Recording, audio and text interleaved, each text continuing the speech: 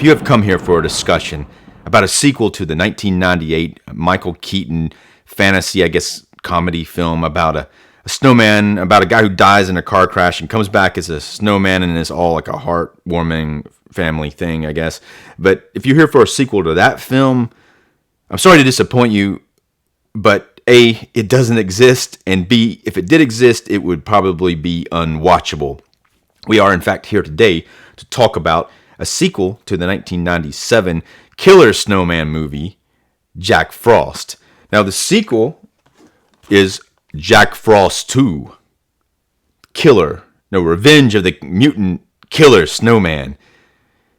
Now, this is the film we are here to talk about today. Hi, I'm Dave Watkins, Watkins Films. If you would just take a moment, go ahead and subscribe to my channel, like this video. In 1988, Tim Burton directed the classic Beetlejuice, and it did damn good in the movie theater. So good, in fact, that the studio wanted to make a sequel to it, and Tim Burton had this idea that he never could, I guess he hasn't yet gotten it anyway, but what he wanted to do was have Beetlejuice go to Hawaii, which I guess I can see that working as a contrast between the Gothic sensibilities, and it just kind of an odd mixture between Gothic and tropical, which would have been an interesting contrast. I know that's kind of what he was going for, the comedy aspect of it. Either he never could get the script right, or the studio just wasn't feeling that aspect. And really, personally, I think that Beetlejuice in Hawaii could work, but not for the first sequel. I think it should have been like the third or the fourth sequel, almost like when you start to run out of ideas, then you put him in Hawaii, because all of a sudden we're going to have to change this thing up, go to Hawaii. But Jack Frost, the director of Jack Frost, Michael Keaton, did actually bring his snowman to a tropical island in Jack Frost 2. So the main character, who was a cop in the first film, played by Christopher Allport, and his wife and two of the other guys from town, I think the deputy and his wife, decide to go on a tropical vacation here in Jack Frost 2. Now the Killer Snowman follows them. For those of you who haven't seen the first film, what happens is there's a serial killer who's he's being transported, and he ends up getting a vat of government acid research stuff that dumped on him, and he melts into snow, and he basically becomes kind of ice, and he can change he can change into a snowman, but he can also melt into ice and move around. So really it's a silly concept, but it's a fairly powerful monster here in this. But at the end of the first one, he gets melted down. Antifreeze is kind of like his kryptonite in the first one, but he gets melted into these antifreeze jugs, and then they bury it in the ground. But these scientists, from the help of a village idiot who you don't ever see his face, but he tells them where it is, and then they dig it up, and then they bring the snowman back to life. And then some other idiot comes in there and knocks some coffee cup into the tank, and the snowman gets out. But since the snowman fell into this vat of battery acid, this vat of antifreeze with the main character from the first film, he's connected to him, so he was able to track him down to this tropical island. So the sheriff in the first one here is kind of, he's got some PTSD from the events of the first film, and even in the very beginning of the film, the first scene is him talking to a psychiatrist or psychologist about his stuff. But one thing that from the first film is kind of a lot of the film didn't necessarily lean towards comedy. It played it kind of straight in some scenes, and it did have a little bit of horror comedy, but this one goes complete Looney Tunes with the comedy.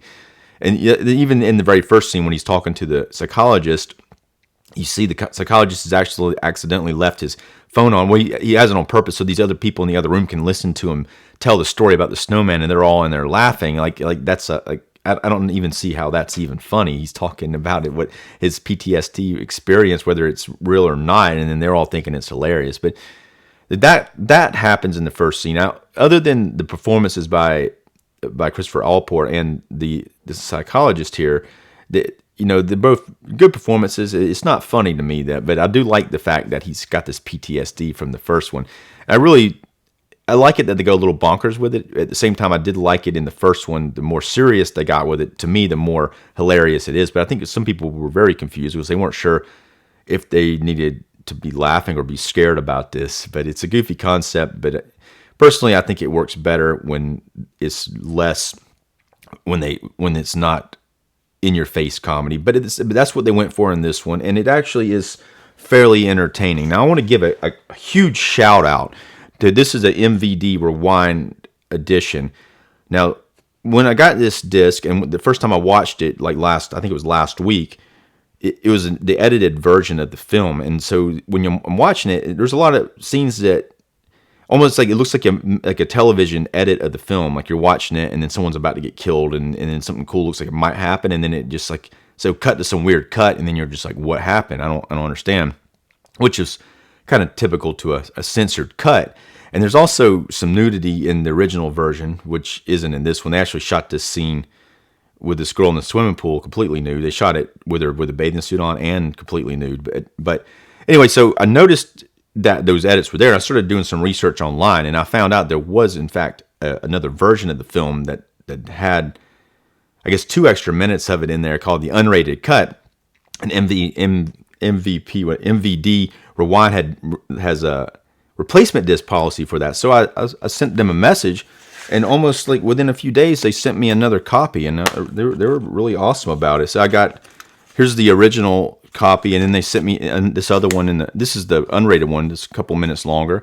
But not only is it a couple minutes longer, but they got alternative scenes. They shot like scenes like the girl completely nude in the swimming pool. They shot that twice. Some of these special effects in here really make this movie a lot different. It makes it a lot more entertaining to me. It's like you're watching, like you go from watching almost a kid's movie to like, wow, this is like almost not. I wouldn't go as far as to say Evil Dead 2 level of entertainment, but it does have a lot more gore and a lot more cool stuff happens. Like for instance, like in the original cut, he has these tongs and he comes at this girl, and then he just goes boom out of frame. But in this cut, he actually sticks these tongs into her eye. She's like got the tongs hanging out of her eyes, and she's screaming. So, it's got they did a lot of work on these practical special effects in this film that aren't in the edited, in the censored cut, but in the uncensored cut, there's a lot of cool stuff in here. Now, as far as the effects in general, especially the snowman effects, they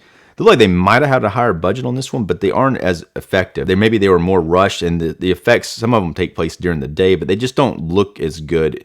I mean, it's a pretty silly concept, but when it's treated, they treated it almost like it wasn't silly sometimes in the first one, and it really worked well. But here it's just almost cartoon-like sometimes. And as a matter of fact, some of the effects there is more computer animation in this one. I don't think the first one had any. I think it was all practical. There is more computer animation, some of it not very convincing, but it's still at the same time almost like kind of sci-fi level, the Sci-Fi Channel level animation in some of the scenes. But you get the idea. It's still fun, even though it looks like really bad computer animation. Sometimes it's still fairly fun. There are still some puppets, like they got some mini snowmen in this one, like snowballs that turn into mini snowmen, and that's all a lot of fun. Now I was a little worried halfway through this thing because it doesn't show the snowman on screen for quite a while, and I was starting to wonder maybe they don't have access to the snowman puppet or something. But eventually you see him. He doesn't look quite as good. The puppet is a different puppet, I think, from the first one. He doesn't look quite as good as the original Jack Frost, but it still looks better than not having a snowman in it at all. It looks pretty good. When they get to this island, we're introduced to a few new characters, including these 3 young women. They're possibly in their 20s, maybe younger, but they're these 3 young girlfriends who were there, pick up some guys or whatever, or just hang out on vacation. And it kind of follows them a little bit at first. They're one of the first people to get killed. I would have liked to see more of them, really, but their death scenes are pretty cool.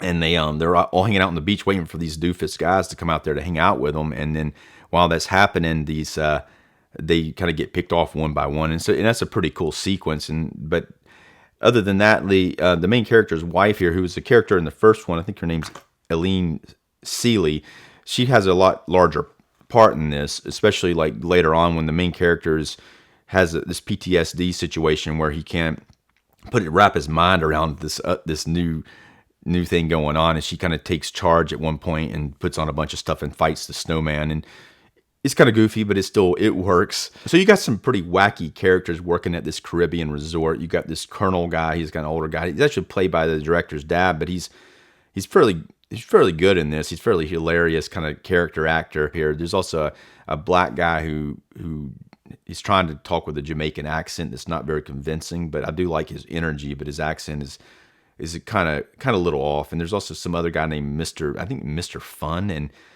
I don't know what's up with this guy. He would just like pop up and be like, hey, you want to have some fun? Just like somebody's not having fun, he just comes over there and pesters the shit out of them, wanting them to have fun. And as a matter of fact, on one day, the main character and his wife wake up in bed, and he jumps in bed with them. He has all his clothes on, and he stays on the outside of the covers, but it's like, dudes, we're trying to sleep here. And he's like trying to wake them up to get them energized to go out and have fun. Like, but it turns out there's more to this character that meets the eye, but it doesn't really make sense. It's a really goofy movie. But there's an FBI agent, or from the first film, he gets really jacked up by the skeleton, by the snowman. He gets his face all eaten, but he's had reconstructive surgery, and he's played by a completely different actor. And that is because they couldn't get the original actor. And for some reason, I listened to the director's commentary on that part just to try to figure out if they could say why. They just said he wasn't available to them. I'm not sure exactly what that means, but they couldn't get the original actor back. I do like this new guy though. He wears an eye patch, and he's pretty funny really, and he's pretty intense. But he's there on the island. He's been relocated. He recognizes the sheriff from the first one, but he's part of the crew of him, and apparently the Mr. Fun character's like working with him as well. He's part of the FBI, I guess, but it's really kind of, all that's kind of goofy. There's a lot of goofiness in this film. Now, just so you know, this is a Christmas film, even though it takes place on a Caribbean island. There is Christmas stuff going on, and about halfway through the film, Jack Frost, the snowman, like changes everything to snow, so it all becomes like a snowy landscape, kind of like the first one, just this time at a Caribbean resort. And he even freezes a swimming pool, and he drowns that woman who's decided to swim nude in the middle of the night. He freezes her and she drowns. It's actually a pretty gruesome death. And he starts like really like killing a bunch of people. And even in the unrated cut, it's a lot better, because in the other one, it's kind of like throwing some snowballs and you don't really see anybody get killed. Maybe you see like one or two people get killed, but this one is like a massacre. He kills all these guests. He's like got snowballs and he's throwing them. But when the snowballs, when you actually see the close up of them, it's like a really bad animation.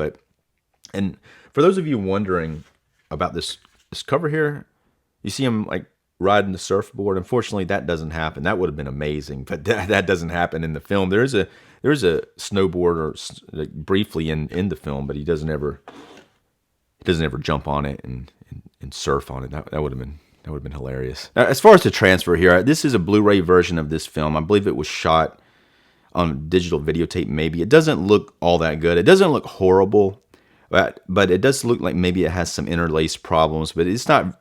I mean, I wasn't that distracted by it. I was watching the film. I wasn't watching it and just thinking it looked really bad. I didn't think it looked terrific, but it didn't distract me as much as some of the computer animated effects did, which at the same time, all of it's fine. It is an absurd film, but it is delightfully absurd. So let's go ahead and rate this thing. I'm going to rate this out of a 5. That's what I always do. Sometimes I forget to say out of 5, so maybe it might be a little confusing for people.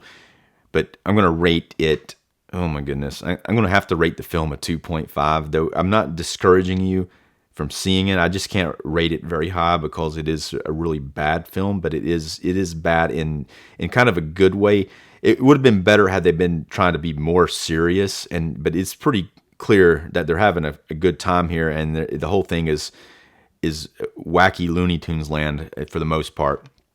If you like that sort of thing, I will say that the main character, Christopher Allport, he does play this straight. He does go a little bit sillier in some scenes, but for the most part, like he does in the first one, he tries to play it straight for the most part, and he doesn't get as goofy as most of the other actors. But I do like the way that he did keep that kind of energy going. Well, I should say that Scott McDonald, who played Jack Frost in the original one, he played him on screen as the serial killer character who dies at the beginning, and he also voices the snowman through the rest of the film. He does return here, but only as the voice of the snowman. He doesn't appear on screen again. But it was nice to have that voice back for continuity, and he does a good job. He's fairly funny. He has a fairly funny voice when it comes to voicing the snowman, kind of a Chucky-like. Now, I won't go as far as to say he's as good as Brad Dourif, but he's pretty hilarious here. I'm going to give MVD Rewind, I'm going to give them a 3.5 for this release. I really like the slipcover. They do have a release of the original Jack Frost 2. No, the original Jack Frost, not Jack Frost 2. The first one. This is a Vinegar Syndrome release, but they do have a slipcovered version as well. And apparently the transfer is a little different. It has a different color correction on it. So some people might prefer the way that they've color corrected it better than the Vinegar Syndrome. Though I'd really like the Vinegar Syndrome release. But I do like their slipcover here, and I like. I'm going to check this out. I haven't really looked and see if there's a reverse here. There is a reverse. Now this is pretty cool. This is the original cover. Right? I kind of dig that. It looks kind of goofy, but it fits the movie. There's also a poster in here. Take that out real quick. It's a really small poster, but there you go. Jack Frost 2 on a snowboard. Anyway, if you've seen this film before or thinking about watching it, let me know your thoughts on it. And if you get a moment, if you go ahead and subscribe to my channel, if you haven't done so already, like this video. I'm Dave Watkins. Thanks for watching.